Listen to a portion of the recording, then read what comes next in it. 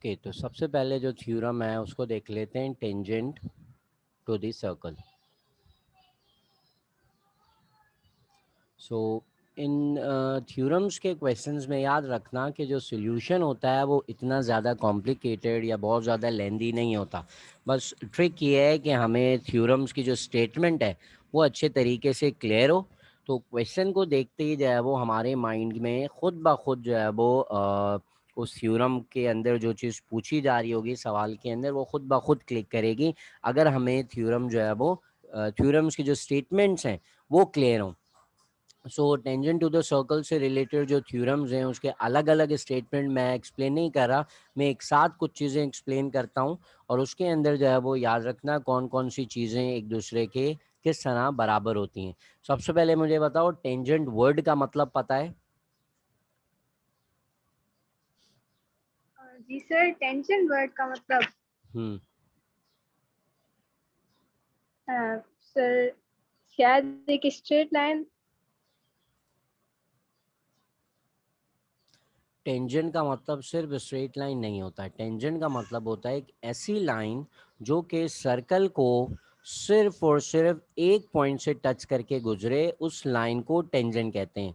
Like for example, ये जो मैंने लाइन यहाँ ड्रॉ की है, this is tangent to this circle, because ये सर्कल को सिर्फ एक पॉइंट से टच करके गुजर रही है, so this will be known as the tangent of this circle with centre O. इसी तरह से मैं एक और लाइन ड्रॉ करता हूँ। फॉर एग्जाम्पल, ये एक लाइन है, अगर इस लाइन को देखें तो बताओ क्या ये लाइन टेंजेंट है या नहीं है?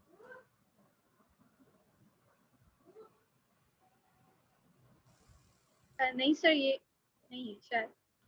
क्यों नहीं है? सर है। This is not a tangent. Sir अब मुझे बताओ क्यों है या क्यों नहीं है? सर आपने बोला किसी भी पॉइंट से टच करके लाइन क्रॉस हो तो उसे हम टेंजेंट बोलते हैं, तो यहाँ पे भी तो सर पॉइंट्स थी ना, तो उनको भी इस लाइन ने टच किया। मैंने कहा था कि a line that passing through only one point on circle, ऐसी लाइन जो कि सर्कल से सिर्फ एक पॉइंट से गुजर रही हो, सिर्फ एक पॉइंट से पास हो रही हो, that line is known as tangent. ये जो लाइन वन मैंने यहाँ पे ड्रॉ की है, दिस इज अ टेंजेंट, जबकि ये जो लाइन टू है, this is not a tangent, because this line is passing through two points x and y, while the line L1 is passing through only one point Z on the circle। तो ये एक simple सी definition है circle की। ऐसी line जो कि circle पे सिर्फ एक पॉइंट से पास हो, एक पॉइंट को टच करके गुजरे, उस लाइन को हम टेंजेंट कहते हैं। अब क्लियर है? Yes sir, clear.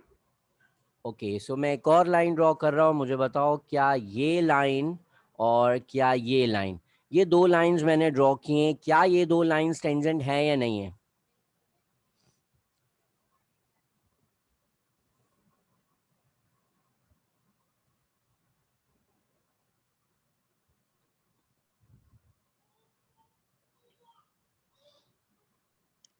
सर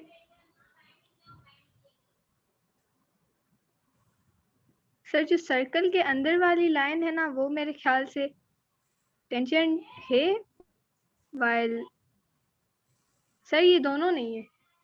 दोनों टेंजेंट नहीं है, दे दो, both lines are not tangent, because L3 circle को एक भी पॉइंट से पास करके नहीं गुजरेगी, जबकि जो लाइन L4 है वो सर्कल के अंदर बनी हुई है और वो भी एक भी पॉइंट से नहीं, एक भी पॉइंट जो सर्कल के ऊपर है उससे नहीं गुजर रही। अगर हम इन दो लाइन को एक्सटेंड करेंगे तब भी ये लाइन जो है वो दो पॉइंट से गुजरेगी, एक पॉइंट से नहीं गुजरेगी। क्लियर है यहाँ तक? Yes sir, clear.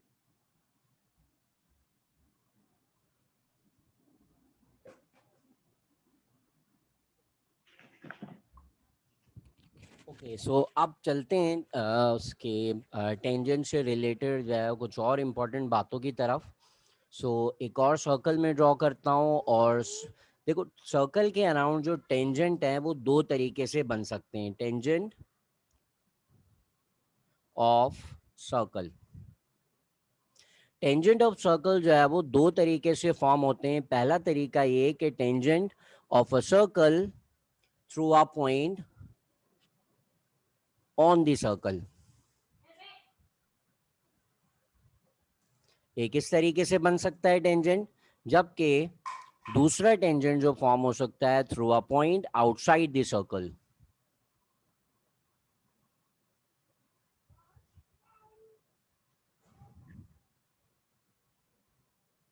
Through a point on the circle का मतलब क्या है कि टेंजेंट ड्रॉ करना एक ऐसे पॉइंट से जो कि लाई कर रहा हो on the circle. Like for example, एक पॉइंट में अज्यूम कर लेता हूँ, ये एक पॉइंट है। अगर इस पॉइंट से मैं टेंजेंट ड्रॉ करूँ तो टेंजेंट हमारे पास आ जाएगा ये, and this tangent is passing through this point.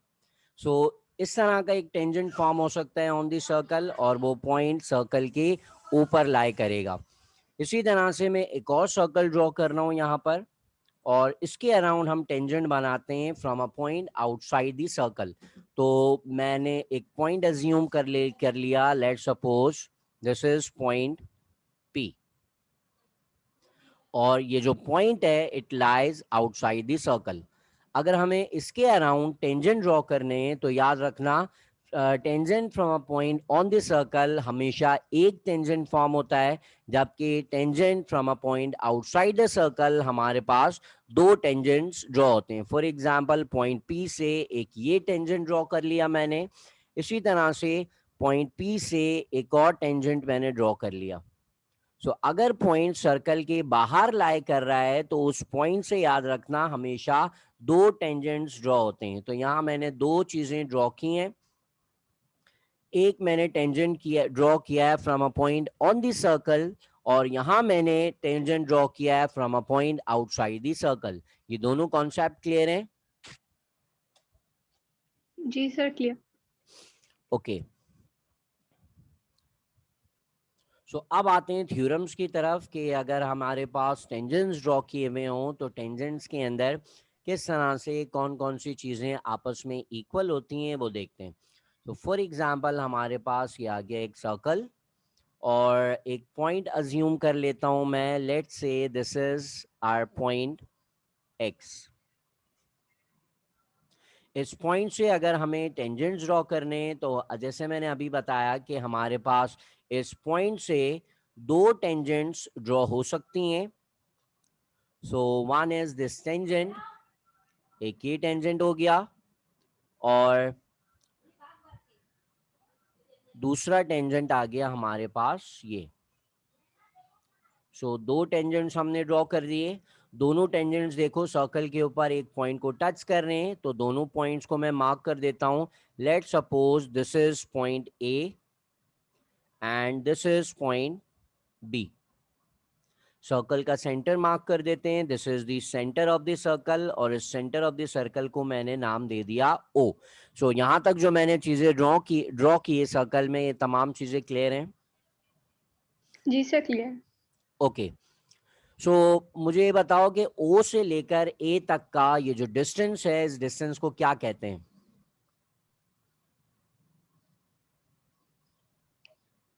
Sir sir बता दें, याद नहीं यार।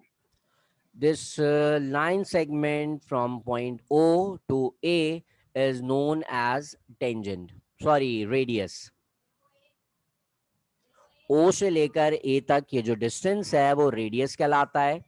सिमिलरली पॉइंट ओ से पॉइंट बी तक ये जो डिस्टेंस है, this is also known as radius.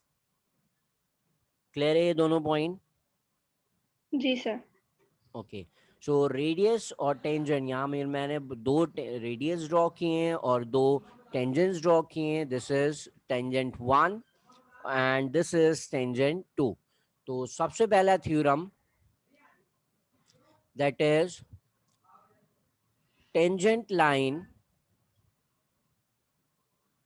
is always perpendicular to radius. Tangent line हमेशा रेडियस के साथ परपेंडिकुलर होती है, रेडियस और टेंजेंट के दरमियान हमेशा 90 डिग्री फॉर्म होता है। सो ये टेंजेंट लाइन जो T1 है और यहाँ जो मैंने रेडियस ड्रॉ किया है, ये दोनों आपस में परपेंडिकुलर होंगे। इट्स मीन यहाँ पर 90 डिग्री फॉर्म होगा और यहाँ पर भी 90 डिग्री फॉर्म होगा। Similarly same theorem, same statement हम दूसरे टेंजेंट और दूसरे रेडियस के ऊपर भी अप्लाई कर सकते हैं कि this line O B is the tangent to the circle और टेंजेंट इज C2। सो यहाँ पर 90 डिग्री फॉर्म होगा because this line is tangent and this line O B is the radius. Similarly यहाँ पर भी 90 डिग्री, तो ये दोनों 90 डिग्री फॉर्म होंगे बिकॉज ये रेडियस है सर्कल का and this is the tangent of the circle. तो ये पहला एक थ्योरम की स्टेटमेंट थी। क्लियर है ये? जी सर। ओके। इसी तरह से ये जो दो डिस्टेंस है मेरे पास, उसको मैं यहाँ पे मार्क कर देता हूँ। The distance from point X two point A। Similarly दूसरा एक और डिस्टेंस है the distance from point X two point B। दो डिस्टेंस मैंने यहाँ पे मार्क किए हैं, X से लेकर A तक का डिस्टेंस, और डायग्राम में नजर आ रहा होगा पॉइंट X से लेके पॉइंट B तक का डिस्टेंस। ये दोनों डिस्टेंस कहलाते हैं लेंथ ऑफ द टेंजेंट।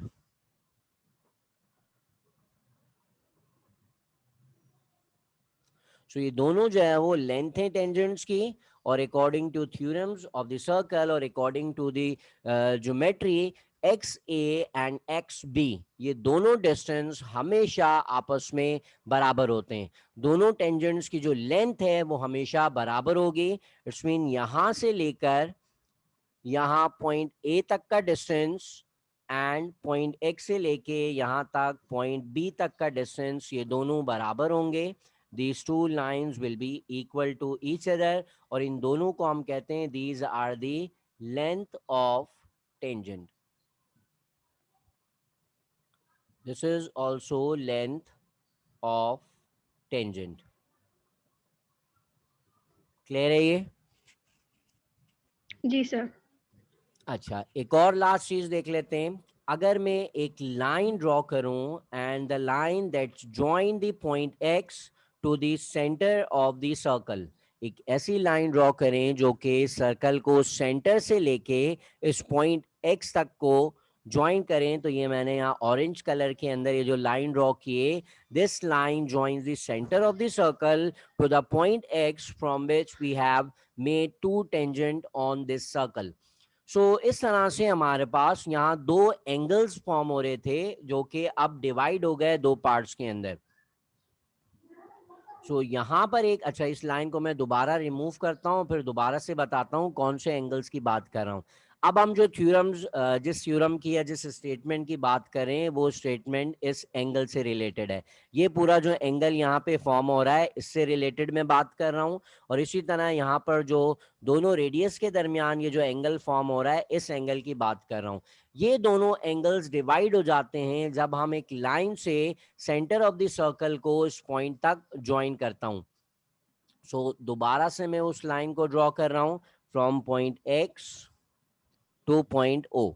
मैंने इस लाइन से ज्वाइन कर दिया।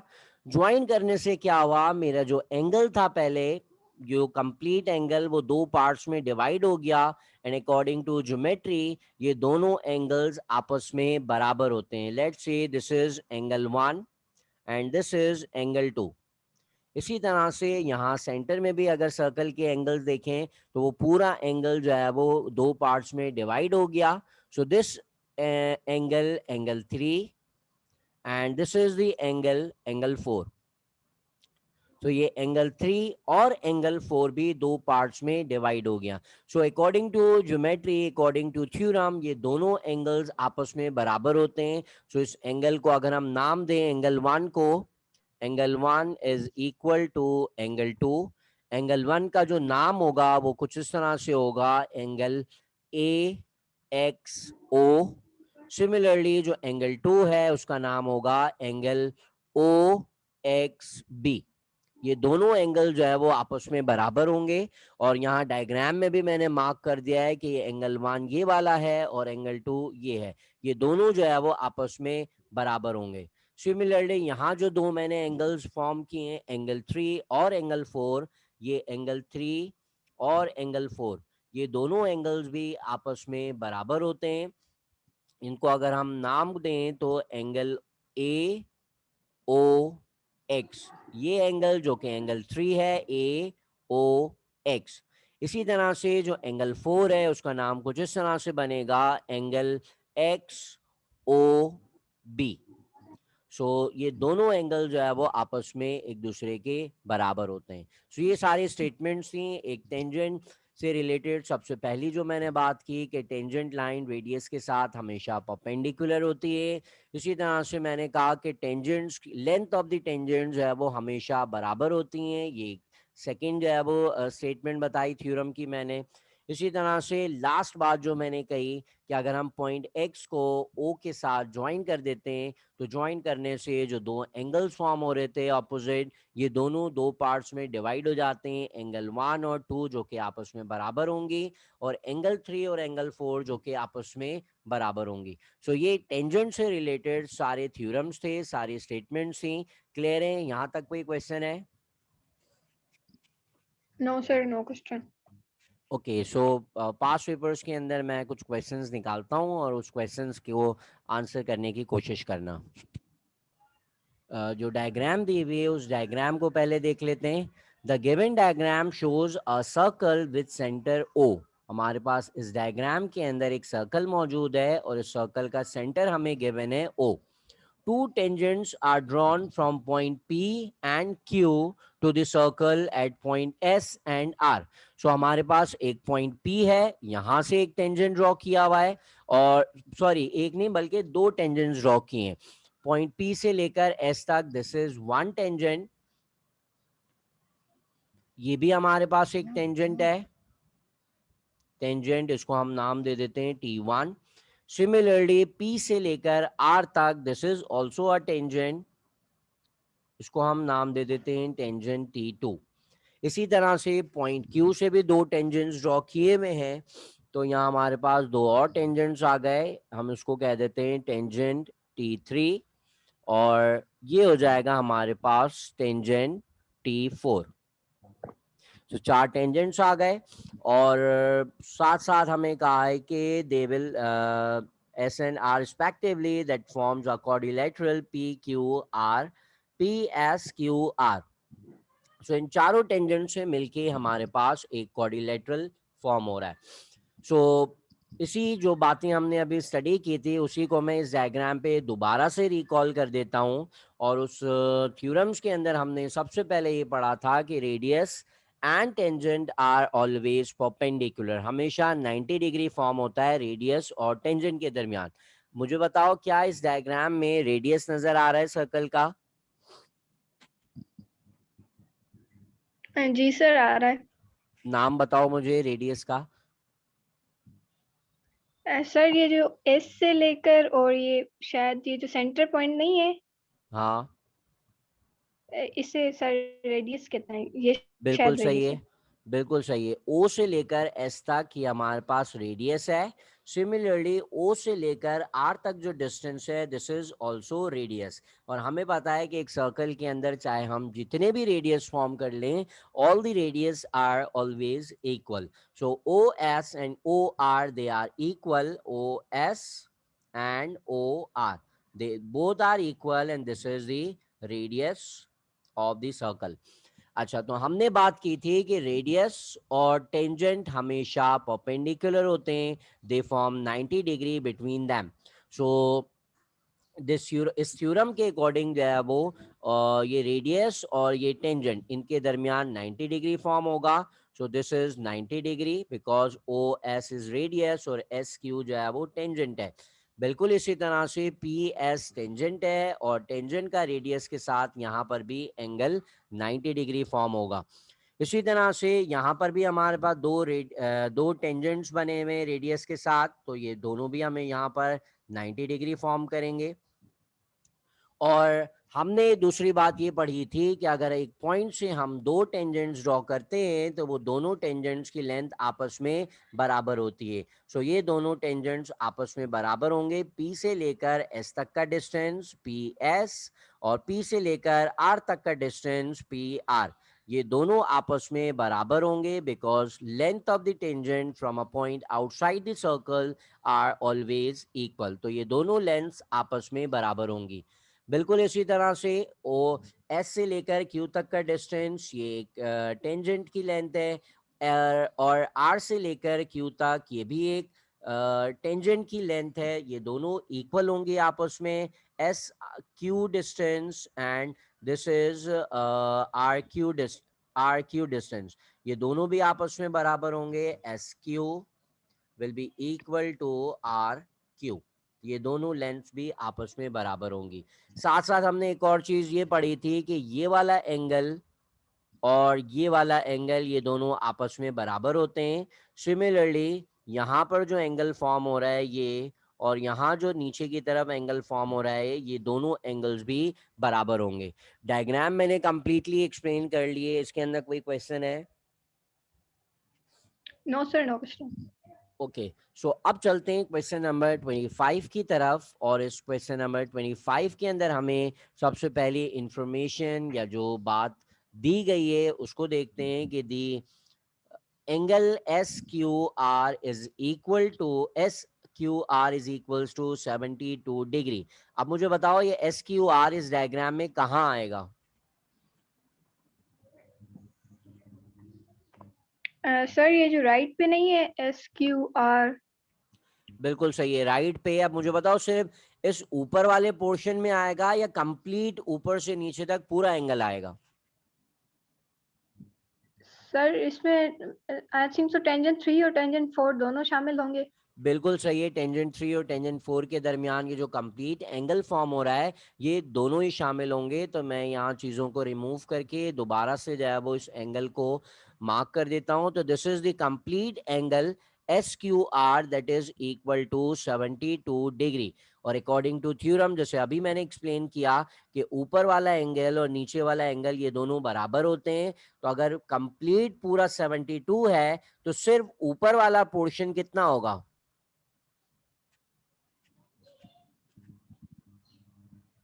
सर शायद इसका हाफ करेंगे।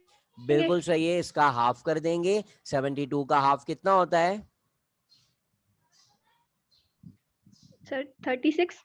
बिल्कुल सही है, 72 का हाफ होता है 36।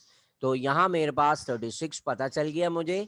यहाँ मेरे पास 90 डिग्री है। मैंने थ्योरम के अकॉर्डिंग जो है वो कहा कि रेडियस और टेंजेंट 90 डिग्री फॉर्म करते हैं। अब सवाल के अंदर आते हैं कि सवाल के अंदर पूछा है वैल्यू ऑफ एक्स, और यहाँ मुझे नजर आ रहा है वैल्यू ऑफ एक्स, यहाँ पे एक एंगल फॉर्म हो रहा है जिसको एक्स का नाम दिया है। एक्स कैसे फाइंड आउट करेंगे? कोई क्लू मिल रहा है डायग्राम से? सर एक्स कैसे फाइंड करेंगे? हाँ, एक्स कैसे फाइंड करेंगे? कोई क्लू मिल रहा है? बताओ जरा, अगर समझ आ रहा है तो।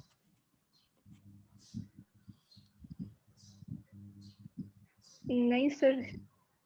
अच्छा, यहाँ मैंने देखो सर अगर लिखा है चलिए सर बताएं बताएं। मैंने यहाँ पे देखो लिखा है triangle S O Q. Triangle S O Q को गौर से देखो, ट्राइग्राम के अंदर ट्राइंगल एस ओ क्यू कुछ इस तरह से बना हुआ है। ये पॉइंट एस, ये point O, and this is point Q. So यहाँ मुझे एंगल पता है कि दिस इज 90 डिग्री। यहाँ मुझे पता है कि एंगल एक्स है, और यहाँ जो एंगल है वो फॉर्म हो रहा है 36। सो अब मुझे बताओ कि इस ट्राइंगल में से हम एक्स निकाल सकते हैं? जी सर।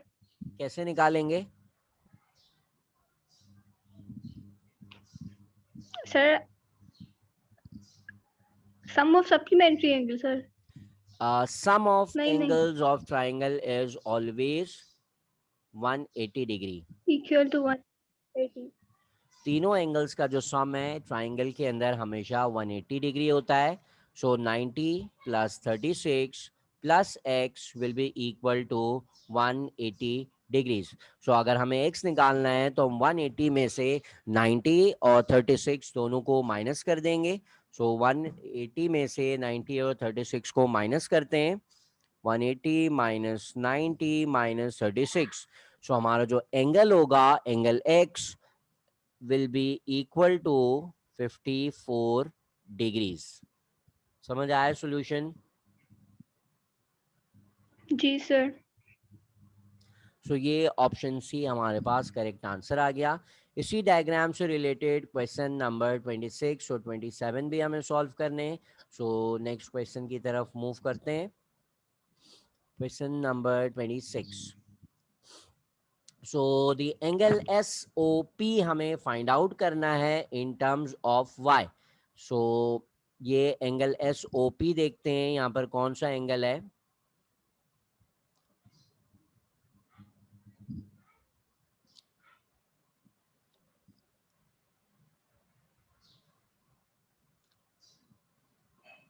ओके, तो S O P, S O P हमें जो फाइंड आउट करना है, एस ओ पी हमारे पास ये वाला एंगल है जो कि हमें क्वेश्चन नंबर 26 में फाइंड आउट करना है। यहाँ जो एंगल फॉर्म हो रहा है वो है 90 डिग्री, और यहाँ वाला एंगल एस ओ पी हमें फाइंड आउट करना है। बताओ कैसे करें।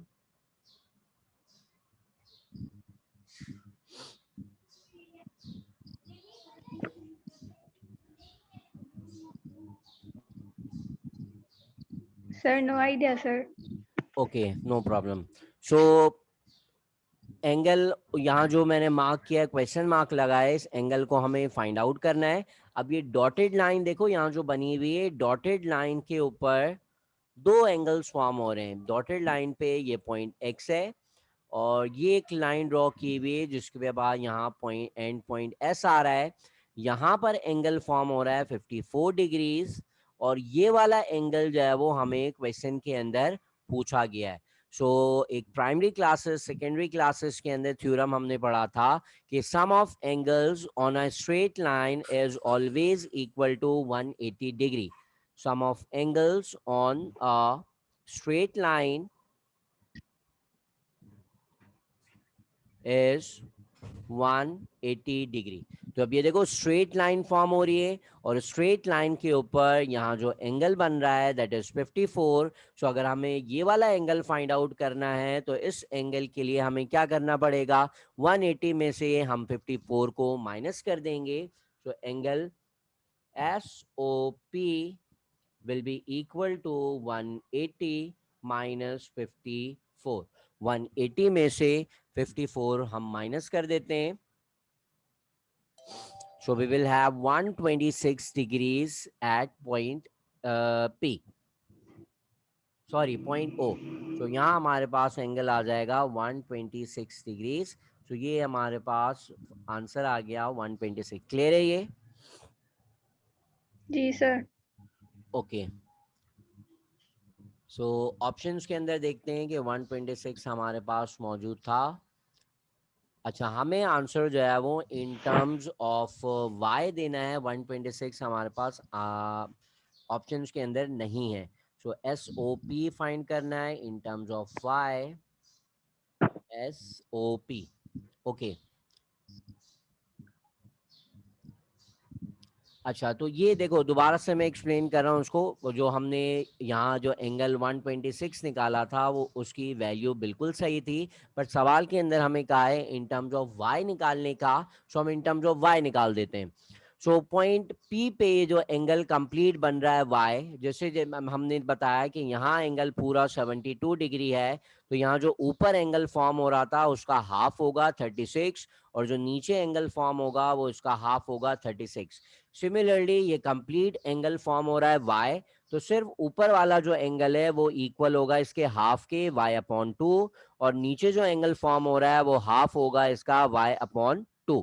तो यहाँ मेरे पास वाई अपॉन 2 फॉर्म हो रहा है, यहाँ पर हमारे पास 90 डिग्री फॉर्म हो रहा है, और ये वाला जो एंगल है जो हमें फाइंड आउट करने के लिए कहा है it is angle S O P.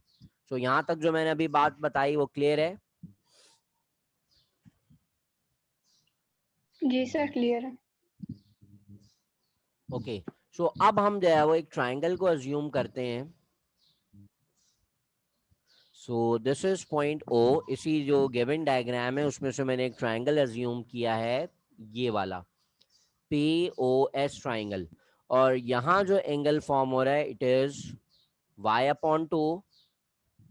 यहाँ एस के ऊपर एंगल फॉर्म हो रहा है 90 डिग्री।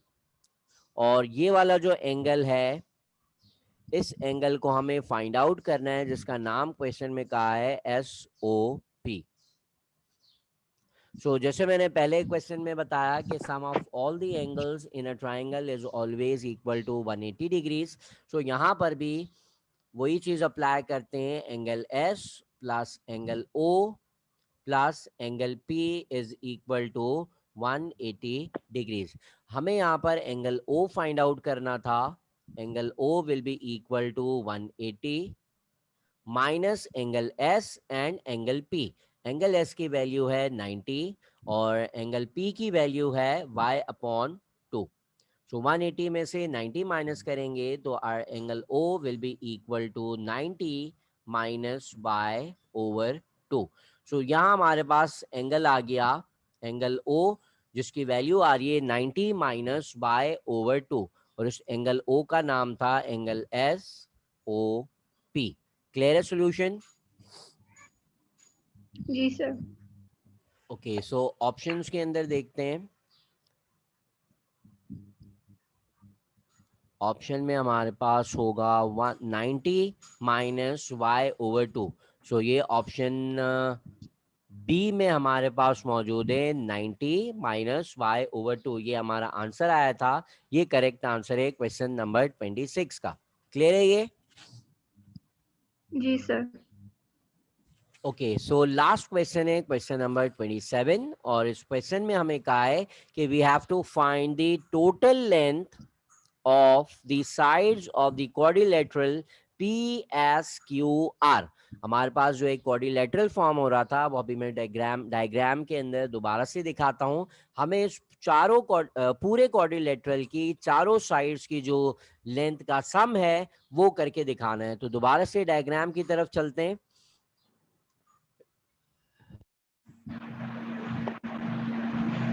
ओके, सो ये डायग्राम हमारे पास थी क्वाड्रिलेटरल। क्वेश्चन के अंदर भी मेंशन किया हुआ है कि we have a quadrilateral PSQR। तो डायग्राम के अंदर क्लियरली नजर आ रहा है PSQR। जी सर।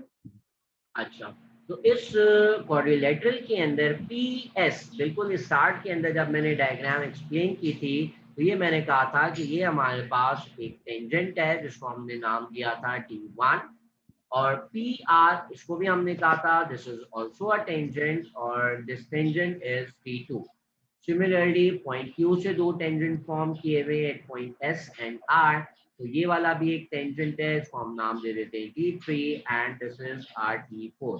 तो थ्योरम के अंदर मैंने जैसे एक्सप्लेन किया कि जब एक पॉइंट से हम दो टेंजेंट्स ड्रॉ करते हैं तो वो दोनों टेंजेंट्स आपस में बराबर होते हैं। तो tangent T1 is equal to T2 and similarly tangent T3 is equal to T4। ये दोनों टेंजेंट्स आपस में बराबर है। जैसे कि डायग्राम में क्लियरली गिवन है कि tangent T1 is equal to n। तो बिल्कुल इसी तरह से टेंजेंट जो T2 है वो भी इक्वल होगा n के। दोनों टेंजेंट्स की लेंथ आपस में बराबर होती है। इसी तरह से टेंजेंट 4 की वैल्यू गिवन है m। So tangent 3 will also be equal to m। Clear है यहाँ तक बात? जी सर, क्लियर। तो सवाल के अंदर जो चीज पूछी है sum of sides of quadrilateral PSQR। तो डायग्राम के अंदर गौर से देखो, क्वाड्रिलेटरल की चारों साइड्स की वैल्यू हमें पता है। पहले टेंजेंट की वैल्यू n है, दूसरे टेंजेंट की वैल्यू n है, तीसरे टेंजेंट की वैल्यू m है और चौथे टेंजेंट की वैल्यू m है। तो चारों टेंजेंट्स को अगर हम ऐड करेंगे so we will get n plus m plus m। तो इसको सिंप्लीफाई करेंगे तो n plus n will be equal to 2n and m plus m will be equal to 2m। तो क्वाड्रिलेटरल की साइड्स का जो सम है वो बराबर हो जाएगा 2n प्लस 2m के। क्लियर है ये? जी सर। ओके, सो ऑप्शंस के अंदर देखते हैं। ऑप्शंस के अंदर हमारे पास 2m प्लस 2n मौजूद है। ऑप्शन कौन सा सही है? सर ए वाला। बिल्कुल सही है, ऑप्शन ए जो है वो बिल्कुल करेक्ट है। जैसे हमने ऊपर सॉल्व किया, 2m plus 2n is the correct answer. तो यहाँ तक क्लियर है टेंजेंट से रिलेटेड जो क्वेश्चन थे? जी सर, क्लियर।